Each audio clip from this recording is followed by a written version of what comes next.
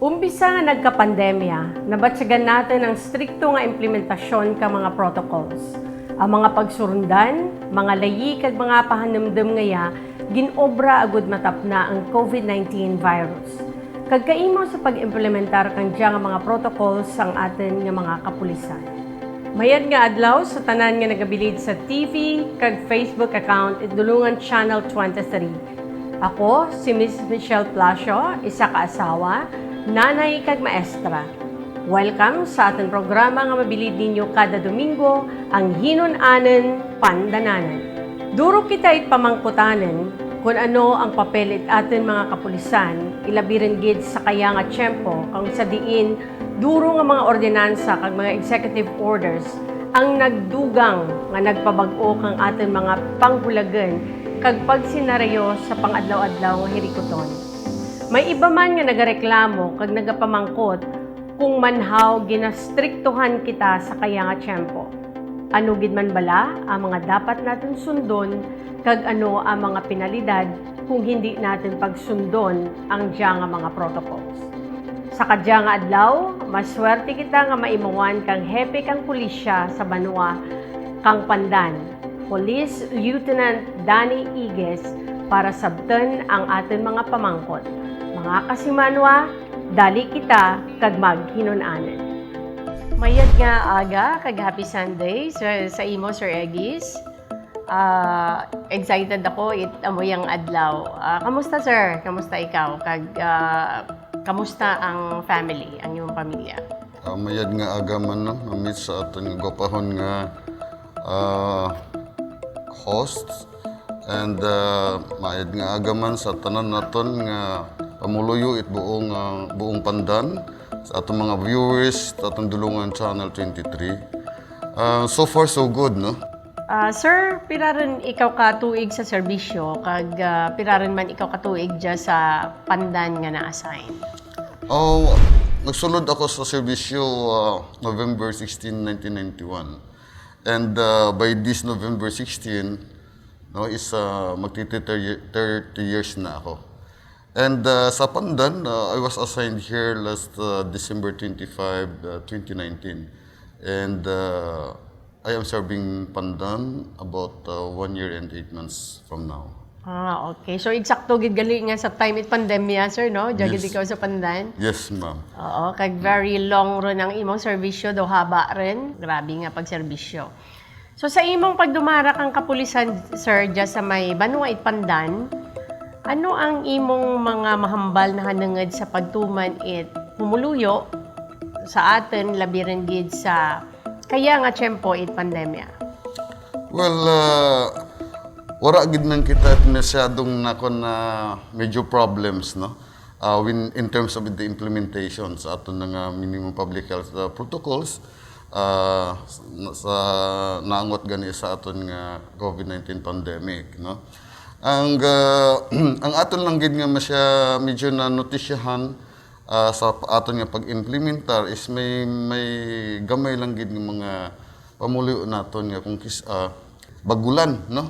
Pero yung kung minsan nagkakalimot lang. So that's why ang pinaka-importante sa amon nga part bilang isa ka naga-implement atong protocols pahaba lang gid atong pasensya. Nami ano kot linya nga to nga wa it bagulan nagakalipat lang. Yes, ma'am. So sir, para klaro sa atin mga kasimanwa, ano bala ang ginatawag kasi duro pa kaya ang hindi ka intindi eh. Ano bala ang ginatawag natin nga executive order kag ano tana ang kinalain na kaya sa ginatawag nga municipal ordinance?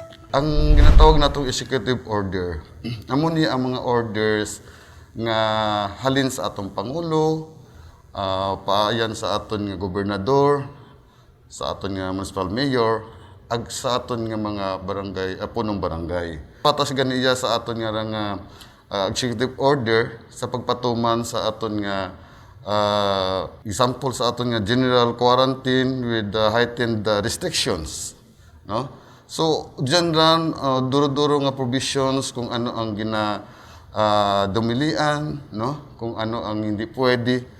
So, kung i-violate natin ran ang aton nga executive order, probably makasuhan gid kita na ayon sa existing law natin.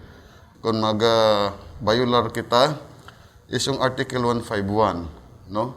Under the revised penal code.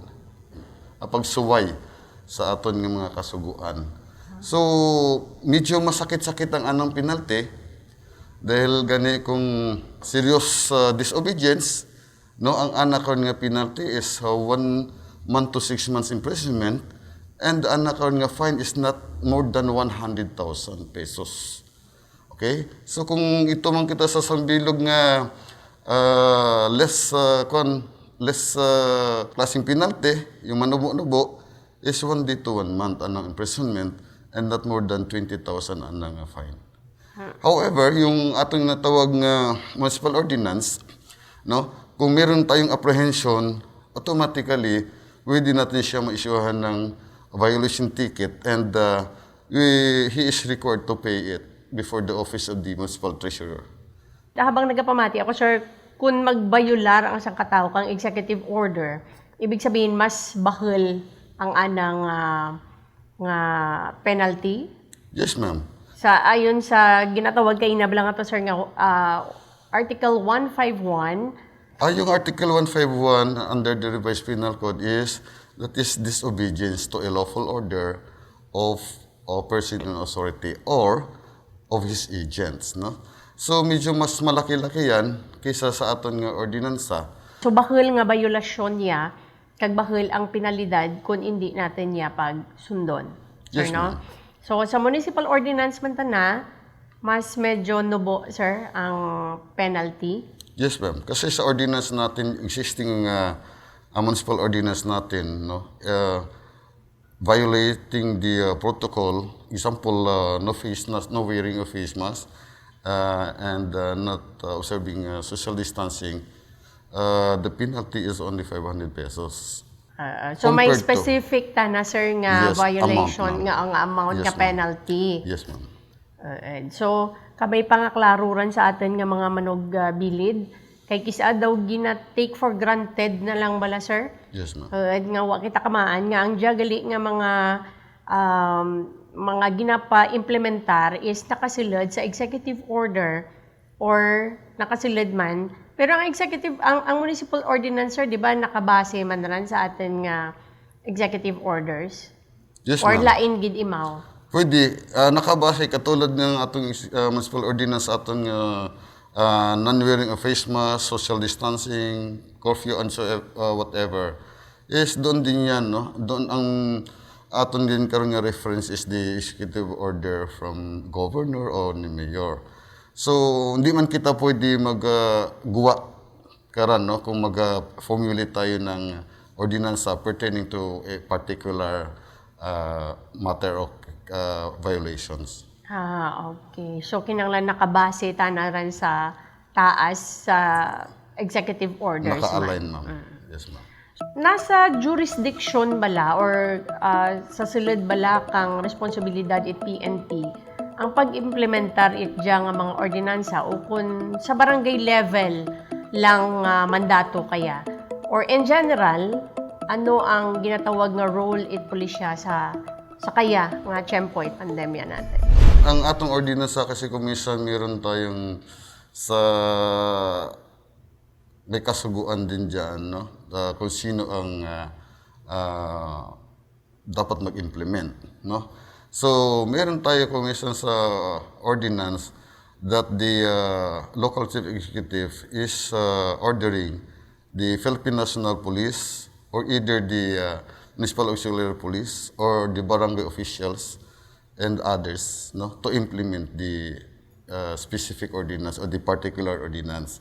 So,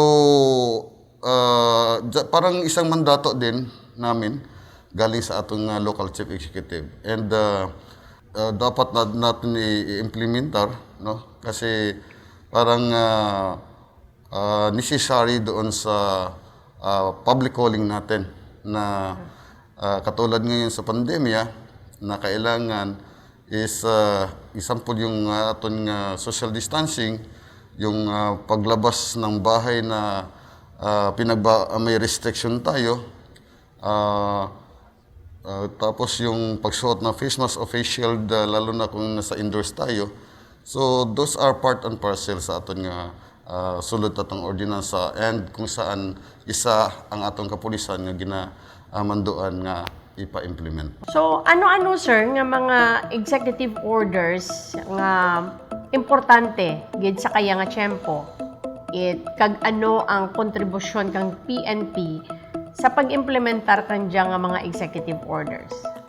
Sa ngayon, no, so far meron tayong ang pinaka-latest natin ngayon.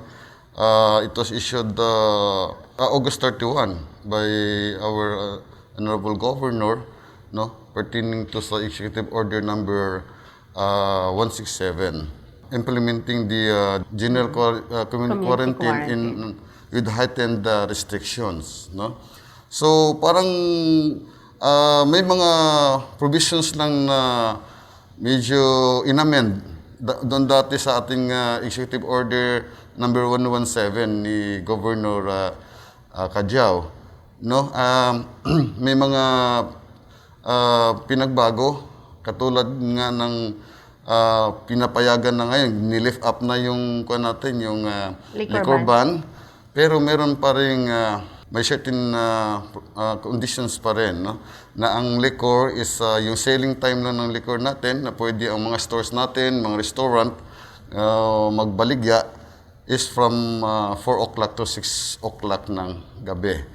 And pinapayagan din na naayon sa ating executive order yung pag-iinom, no, sa public places katulad ng restaurant, bars and etc.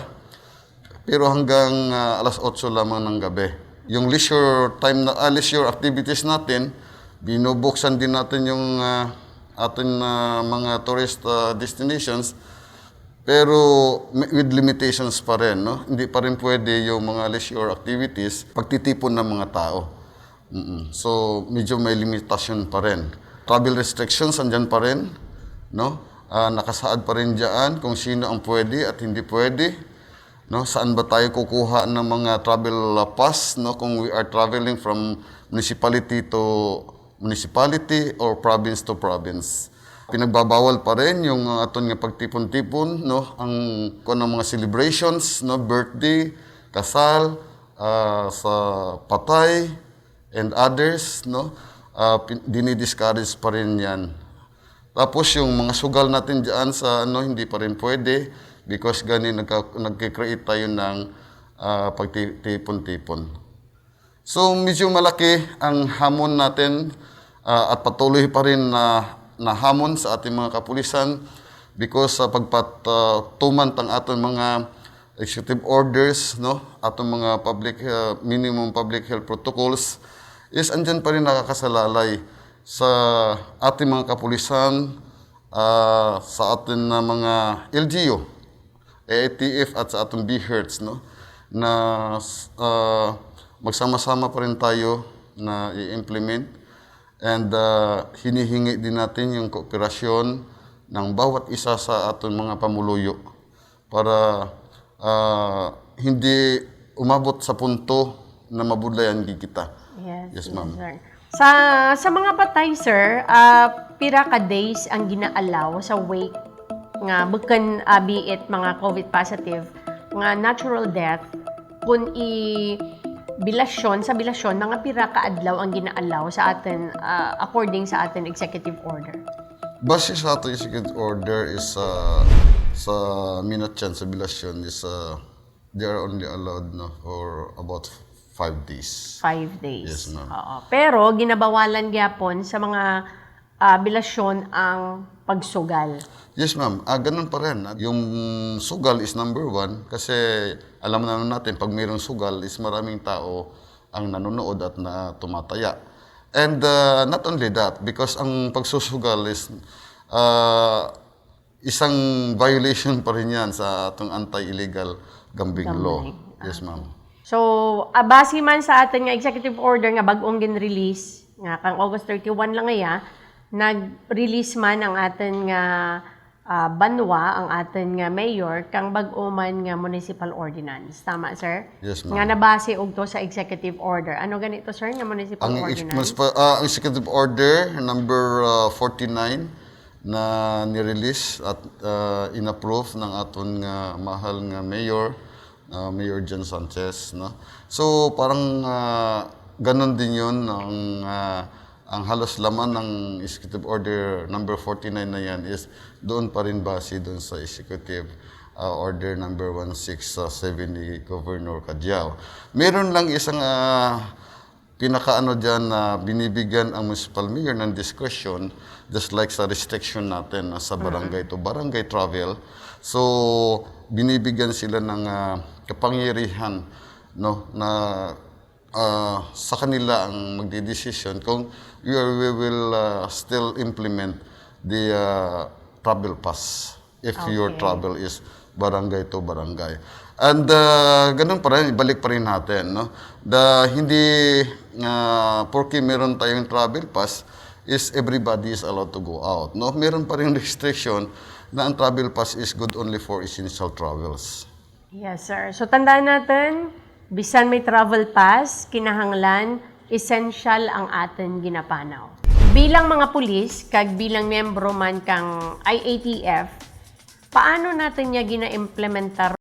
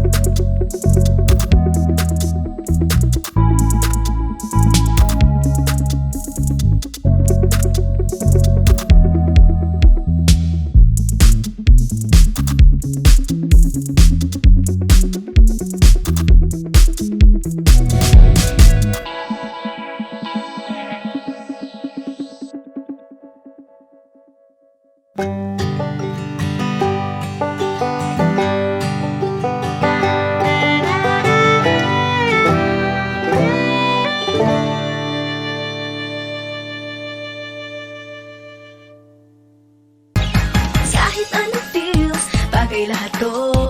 Feel ko ang mag-celebrate. Hey, Mr. That's a donut. Feel ko mag-Mr. Donut.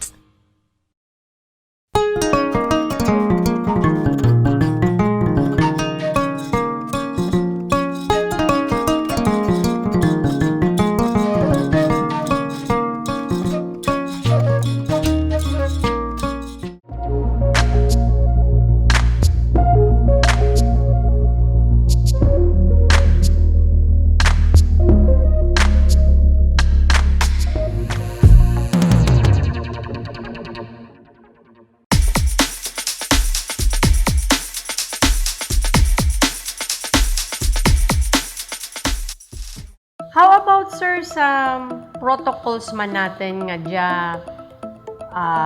nga mga protocols na galin sa national level, nakasulod gani kay nato sa executive order, bilang mga pulis, kag bilang miyembro man kang IATF, paano natin niya gina-implementar ogya sa pandan? Ang action natin dyan palagi is meron tayong public address, no? Pumupunta tayo sa barangay, and we are talking with the barangay executives, no? And the people out there na lahat na makikita natin dun sa barangay, nagkaroon tayo ng kunting pulong-pulong sa kanila na kung pwede sumunod tayo sa protocol. And this is hindi lang ito order ng ating mahal na mayor, kundi ito is galing sa atong national IATF, no? Okay, so ibig sabihin, sir, nag-barangay to barangay ka mo, sir? Just, ano rin, sir, campaign or police visibility para nga at least maman-anit mga tao nga gina-implementar ang amoy nga mga protocols? Yes, ma'am. Ano yan? Mixed yan, no? Kaya meron din tayong recorrida na sinasabi natin. Yung recorida is we are roaming around down the barangay level, no? To inform them na parte sa mga bagay. And meron tayong nagko-conduct tayo ng patrolling. No, ang patrolling along the roads, along the highways, kahit sa barangay. And from time to time na medyo may makita tayo na mali ang pagsuot ng face mask nila, we are just reminding them, ito yung tamang pagsuot. And in fact, marami na tayong na-apprehend ng mga violators, no, lalo na sa mga walang face mask. So at least para sa kanila is yung isang bagay na para matuto sila, no, is yung ni-issuehan natin sila na violation ticket. And aside from that, pag walang face mask, meron din tayo sa ating kapulisan that we are giving them free face mask. Yes, ma'am. Pero durog yan po nang makita mo bala, sir, nga mga nagapanaw, mga nagasuksukit face mask. So, ano bala ang mahimo natin dyan ka? Yun na nga, alam mo, ang pinaka-punto natin dyan, ma'am, is we are just stopping of the barangay leaders natin. Kasi unang-una sila may mandato sila galing kay Presidente. At alam nila yan na if they do not perform their duties, their responsibility, no, is meron silang may consequence din silang tatanggapin. And amo ganiran nga we are just appealing to them, no, na hindi kaya lang ng ating kapulisan yung pag-i-implement natin. Kasi sa katotohanan yan is napakalaki naman yung munisipyo natin. No? It comprises 34 barangays. So, ilan lang yung force natin sa kapulisan. No? So, hindi natin kaya. Pira ka mo, sir, ka-police dyan sa Pandan? So far, we are only 21. So, 21. So, hindi naman yung 20 kong tao, hindi naman yan araw-araw mag-duty. No? Yes. Kinakailangan din nating alagaan yung health din nila, no? Accordingly, yun nga ang sabi sa itaas din natin na kailangan maganda yung pag-manage natin ng mga tao na meron din silang time na palakasin ang kanilang immune system laban dito. So, sir, ano-ano ang mga problemang na-experiensyahan kang atin kapulisan sa pag-implementar ng mga layi o mga laws natin, particular rin sa istoryahan lang natin ang kayagid nga chimpo sa health protocols natin. So may commission, mayroon din na may resistance. But anyway, no, lahat naman yan when nag-i-intervene tayo na nako-convince din natin. So far, wala din tayong napailan ng kaso. Kasi on that effect pa rin kung if he continues to resist, no, is pwede rin natin siya mapailan ng kaso base dun sa Republic Act natin na 11332. Yes, ma'am. Pakawa lang, sir, na pailan is because ang mga kapulisan ngayon natin tamaan ka pasensyoso. So, mahaba ang pasensya. Lahat ng bagay hindi naman natin madadala sa isang pabugso-bugsong desisyon. So that's why try to understand them, no? And dalhin din natin sa kanila para maunawaan din nila. So that's why yun nga ang pinaka-the best diyan kasi pag may police intervention, mahinahon, pinapaunawa sa kanila, naiintindihan nila at sumusunod sila sa amin. Para nga mas maintindihan kang atin nga mga manugtanaw, sir, ano ang sanctions, ano ang penalidad sa mga nag-violate kang atin nga mga health protocols. Okay. Very specific na tayo. Pag mag-violate tayo, ang ating kasing existing ordinance ngayon is only non-wearing of face mask and sa social distancing. So, doon pa lang is very specific na without filing necessary legal action but imposing penalty through issuing tickets, no, violation tickets sa kanila.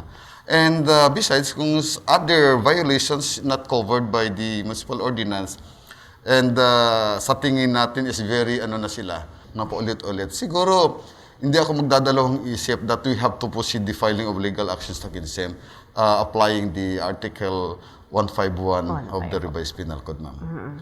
So far, sir, wa pagid no, May mga natawaan at sanctions, sir? May mga na penalty rin bala dyan sa Pandan so far? Through municipal ordinance, that is considered as penalty.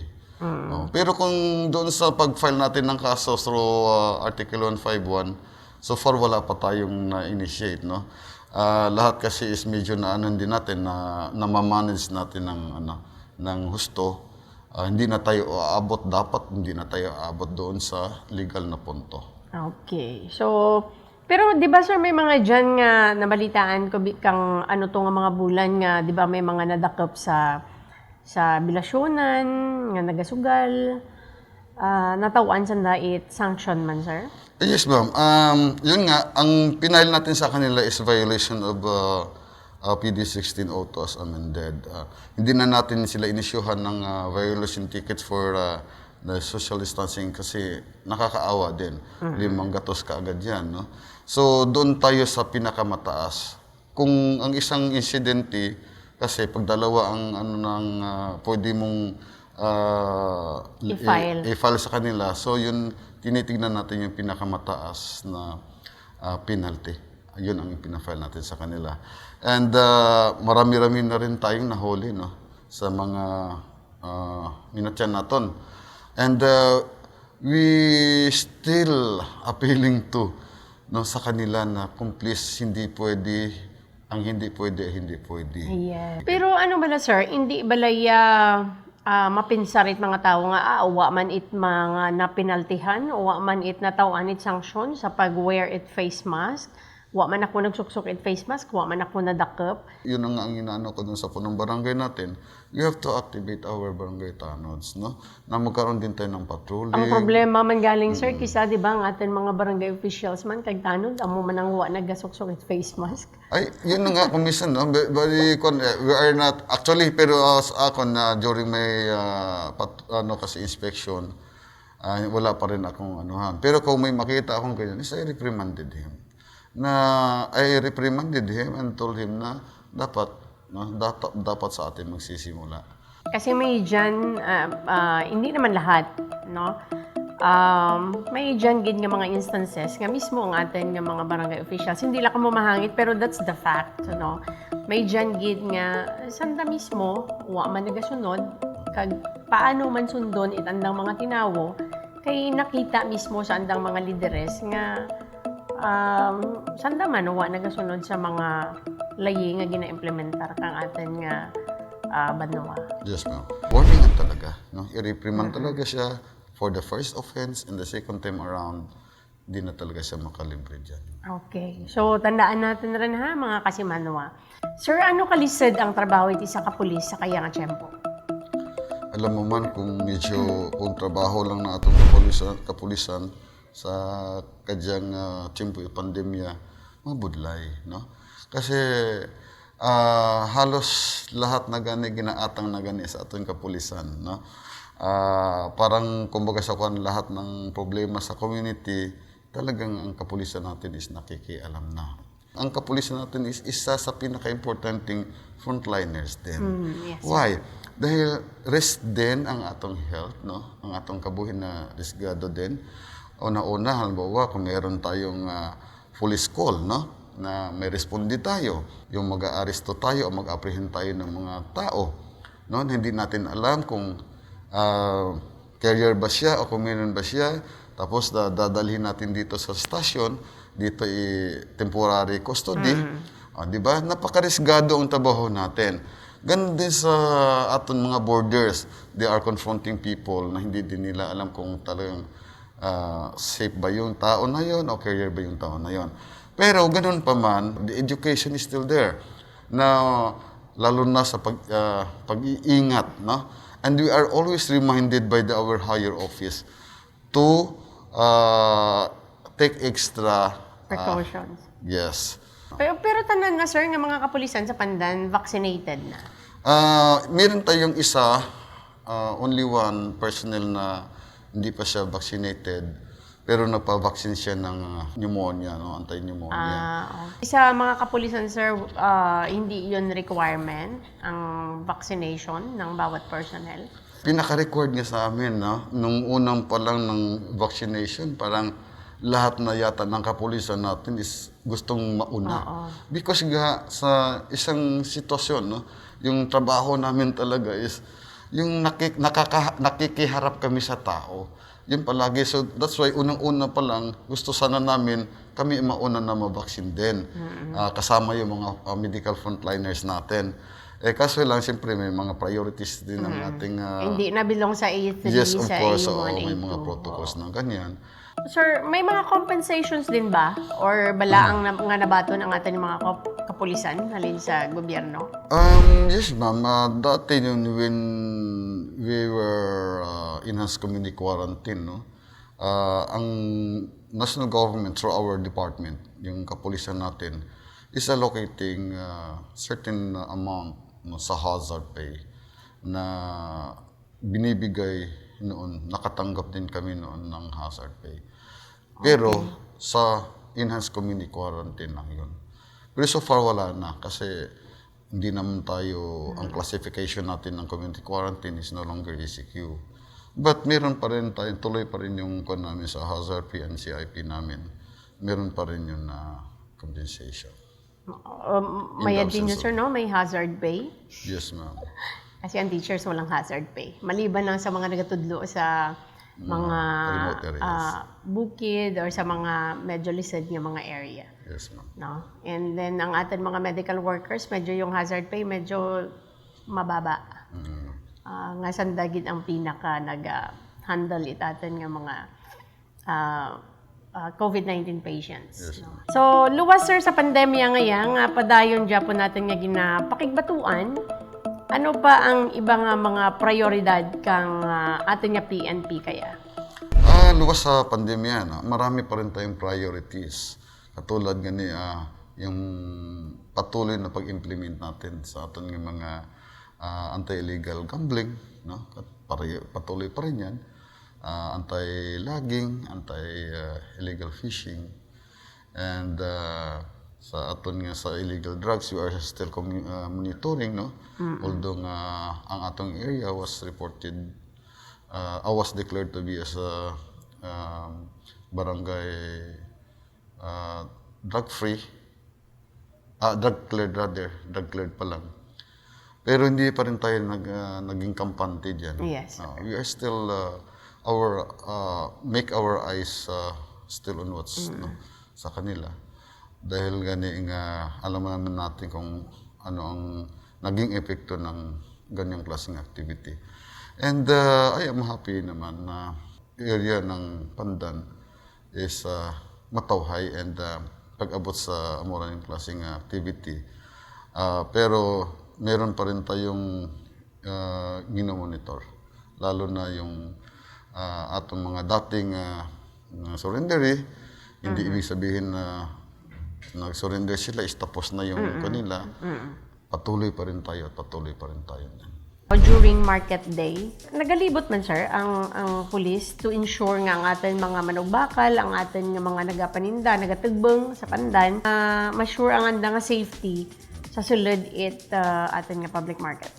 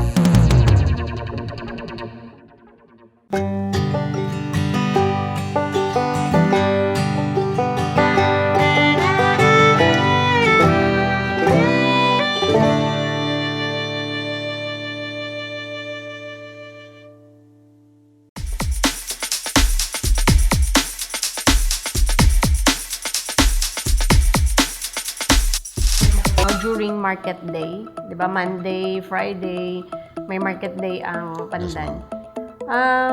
Nagalibot man sir ang pulis to ensure nga ang atin mga manugbakal, ang atin nga mga nagapaninda, nagatugbeng sa Pandan is ma-ensure ang andang ma-sure ang andang safety sa sulod atin nga public market. Yun din ang pinaka-concern namin kasi nag-usap din kami ni Mayor and sa aton ni Sir Bong sa MLGO kung sa akon lang gani if we are enough, no, sufficient enough with our human resources is kung sa akin dapat during that days, no, na mga market days is buong araw babantayan natin. Yung nga lang ang pinaka natin is ang nakatalaga dyan is yung mga municipal auxiliary police natin. But what I am observing din is hindi masyadong maid-id ang pag-ano natin, no? And they are only at the gates. So, wala halos nag-iikot sa loob. Yes, sir. So, amuran gani na sabi ko sa ang mga natitira kong personnel kasi in every duty, they are only 10. Pero sir, may dugang lang ko sir nga pamangkot sir, no? Pamatsyag mo sir ang gina-implementar nga border restrictions natin dyan sa Pandan, sa mga kabaranggayan, or even sa bilog nga municipality or sa atin nga probinsya rin ginabias, kabilugan. Pamatsyag mo sir, epektibo ang dyang border control sa pag-control man kang pagsilid or pagduro kaso kang COVID sa atin nga lugar. Yes, ma'am, gapati ako, no. So that's why amuran gani ang gina-insist gid, no. Halos nang damuan sa aton, no. Kahit sa buong probinsya naton, yun ang gina-push nila na talagang we must be strict, no, sa aton nga border control. Kasi kahit sa barangay na ibutang naton sa barangay, kung istrikto ang barangay, talagang ang occurrence ng natin ng COVID cases talagang bababa at bababa. So, na-prove na nila yan na kung istrikto ang pag-impose, ang pag-implement ng quarantine measure, makikita natin ang magandang resulta. Bumababa. Pero may exemptions ba, sir, sa border restriction ang makita natin everyday, morning and afternoon nga nagabike? May instruction na tayo dyan sa barangay. Katulad nga nung nakaraang araw, I saw a group of bikers doon sa, pa siguro, Dagumbayan. No? So, nung lumagpas kami, bumalik talaga ako. Kasi ang dami nila. So, nung pagbalik ko, ang iba, alisan. Pero ang iba, andyan pa rin. So, I talked to them. No? Sabi ko, alam nyo, hindi bawal sana yung nagbabike individually. Kasi lang, ang pinagbabawal lang na sa inyo is yung nagtitipon-tipon kayo. Pwede sila sa barangay to barangay lang nga magbike. Sa barangay lang nila. No? Kung we strictly implement that, ganun ang mangyayari talaga. So, dapat ang bikers within their barangay lang. Yes, ma'am. Pero, sir, kasi ako sa Tingebe, mostly or every day, this is a fact, no? Bukkat obra-obra nga istorya. Kundi, amuran ang nakita ko nga, kasi rapid kami dyan sa area nga medyo malapad, no? Sa Ingadid Baybay, nga ang mga bikers, may time nga dyan sanda nagapundo, kag may dyan sanda nag-iririmaw, nagatipon-tipon. Wherein, I don't know, kung amuran ang nagasilid sa pambinsaran ko, sir, nga, ba lang ang mga biker? Are they exempted sa border restrictions per barangay? Nga, man sanda ginapangitaan ni travel pass. Although nga, maintindihan natin, biking is very good man sa health, kag makabulig man panami it health, kag nami gid nga motivation sa ating mga kabataan, or even sa ating mga kasimanwa, ang magkaroon it healthy lifestyle. Meron kasi tayo mga residente na along the highway, ang mga bahay nila. Now, ang barangay kasi natin is, ang border control nila, ang barangay checkpoint control nila, is yung mga doon na sa mga interior. So, hindi nila masasaklaw yung iba. No? Tapos, hindi katulad ng iba, yun ang inaano natin na pwede, dapat yung checkpoint nila is along the national road. Di ba? Kada barangay. Para at least makunanda na, kung may mag-agi man, ma-check talaga nila. So that's why, ang atong mga riders, no, uncheck sila because gani nga, ang aton nga control, border control, wala ta na dyan sa kapan, kundi sa mga interior, konta na nga, Although nga, yun nga kung minsan tinitignan natin, na although nakikita nila kung minsan yan, di naman nila sinisita. So yun din ang ipapaabot natin, no, kay Liga President through our municipal mayor din at saka ITF na those people na mga nagra-ride, na nagbabicycle, na kung pwede, i-restrict din natin or edi kaya And there are, limitahan din natin. Underage na mga nagbabike. Yun nga. Which is, di So, ba, sige, sa yun- ating executive order, bawal silang lumabas. So yun din ang anuhin natin na we will address that properly, no, sa aton nga mga punong barangay and sa aton nga ITF. Yes, sir. Thank you, sir. Klaro nga istorya, klaro nga paginunaanan para at least maintindihan it aton nga mga kasimanwa, it aton mga ginikanan kung ano bala ang mayad para sa anda nga mga kabataan. Yes, ma'am. Kaya sir, ano ang imong mensahe para sa atin nga mga pumuluyo kag kasimanwa? Sa mga pinalanggaag, mahal ko mga pamuluyo, no, di sa Pandan, pasalamat, una-una pasalamat gid ako sa inyo because very cooperative din kayo, no. Mangingilan-ngilan lang yan, no, sa portion ng sa percentage ng atong population ang medyo hindi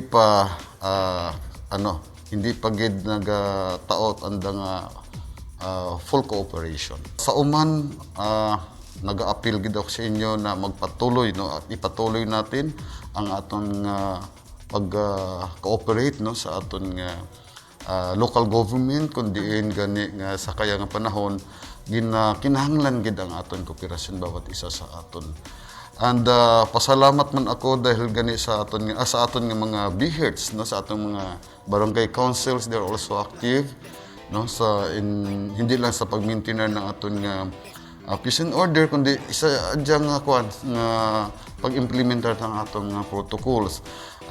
Dagdagan lang at pabasgugon lang naton ang aton nga pagbantay sa aton nga barangay border control dahil gani nga gusto ni Governor Kadyaw at atong mayor, no, sa September 1 and 7 mas lalo gid nga paigtingon ang aton nga pag-implement ng aton nga protocols. Hindi ka mo magkahingawa nga kung ang aton nga border control is stricto dahil gani nga may aton nga diyang logbook system. No, yun ang gusto ni Governor, yun ang gusto din ni Mayor nga ginamando sa tanan naton nga kabaranggayanan nga mag-maintain natin ang atong logbook system. Okay. So, sir, ano pagid ang imong mensahe para sa imong mga kapareho nga pulis? Mensahe ko sa akon nga mga tinawo, no, sa akong mga subordinates, palakasin muna natin yung aton nga lawas sa adlaw-adlaw, no? I-maintain naton aton nga immune system, atong resistensya kasi importante yan. Second is pahabain pagid naton ang aton nga pasensya, no? Ang atong pang-uunawa sa aton mga publiko. The third is namion lang naton ang aton nga pag-approach sa tawo, no? Palaging systematic, sumunod palagi tayo sa kung anong paobra sa aton, ang mandate sa aton, no, aton mga guidelines. We have to follow the guidelines. Magtutulong-tulungan tayo, kaya natin to. Kahit kulang tayo sa manpower, kulang tayo sa resources, but we are trying and still trying our best na makarry nato ng atong trabaho para lang na makaserbisyo kita sa aton nga mahal nga pamuluyo at Banwang Pandan. So, sir, bago kita magtapos, basi may nailaan ikaw or may gusto ikaw i-greet? Nagapasalamat gid ako na sa aton nga pinalangga nga mayor is very supportive at all times. And lahat ng aton nga liga ng barangay, no? Manami ang atong relasyon sa kanila and ganun din sa pamuluyo naton. Salamat at maraming salamat. I hope na magpadayon pa rin no ang aton nga pamuluyo sa pagbuylog sa aton ag sa pagkooperate sa tanan natong programa man kapulisan, programa man at atong munisipyo Pandan. Salamat po. Salamat sa inyo, salamat sa tanan no ag salamat man sa kay ma'am sa aton nga host nga diya sa Dulungan Channel 23 for the opportunity nga ginhatag sa amon and kabay pa this would be a regular program no para magtalakay kami ag ipaabot sa inyo manaming impormasyon para at least sa ang masaydan man sa aton nga bilog nga pumuloy Pandan ang mga updates no kung anong gakalatabo. Thank you. So sir, durugin nga salamat sa imong pagtao kang oras sa our Police Lieutenant Danny Egis. Maan ko busy, kag duro ang inyong trabaho, pareho kita. Pero nagtao gid ikaw oras para lang mapaintsindi sa atin nga mga kasimanwa ang mga layi nga dapat natin maintindihan kag dapat gitsundon para mangin manami ang atin adlaw-adlaw nga pagsinarayo rugya sa atin nga Banwa Pandan kag sa bilog nga probinsya Antique sa kabilugan kag syempre para mangin mayad nga mga citizen kang atin nga nasyon Pilipinas. Thank you so much. Welcome, Kabay pang sa sunod may oras pag ikaw nga itao para Sure. kanamon Yeah. kung kinahanglan. Opo. Kag kung may gusto ikaw ipabot sa atin nga mga kasimanwa. So thank you so much and again mayad nga agahan. Mayad nga agawon ma'am, welcome po. Thank you. Para sa atin mga kasimanwa nga nagabilid via Dulungan Channel 23 TV kag Facebook page, kabay pa nga nasabat ang mga pamangkutanan natin, kag kabay pa nga igo ron niya, agud pa dayon kita nga mangin mabinantayan kag mangin edukado sa atin mga pagsurundan kag mga layi. Bago kita magtapos, ang hinunanan pandananan nagapasalamat sa Le Palme Resort, Casa Franco, Francis Lloyd Magarzo. Thank you very much. Thank you Makmak Peralta para sa akin makeup. Thanks Kiel Rodique para sa manami nga painting.